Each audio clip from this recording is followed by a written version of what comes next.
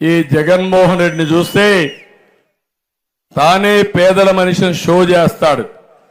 తాను వచ్చినాకనే సంక్షేమం వచ్చిందని ఎక్కడికక్కడ షో మాస్టరు అబద్ధాలని చెప్తాడు. ఏదో ఈయన పుడితేనే, ఈయన పుట్టక మునుపు ఎన్టీ రామారావు గారు 35 రూపాయలు పెన్షన్ తీసుకొచ్చింది.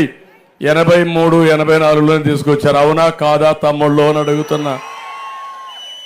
ఇంకో పక్క 2 రూపాయల కేజీ బియ్యం 82లో తెచ్చిన మహానాయకుడు నందమూరి తారక రామారావు గారు.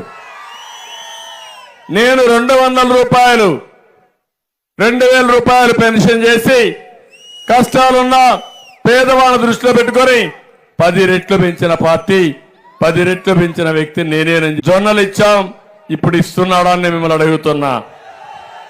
కిలో గోధుమ పిండి 16 రూపాయలకే ఇచ్చాం, అది ఇస్తున్నాడా తమ్ముళ్ళు అని మిమ్మల్ని అడుగుతున్నా. పండుగల సమయంలో పేదవాళ్ళకి సంక్రాంతి కానుకిచ్చాం, రంజాన్ తోఫా ఇచ్చాం, ఇప్పుడు ఇస్తున్నాడా అని మిమ్మల్ని అడుగుతున్నా.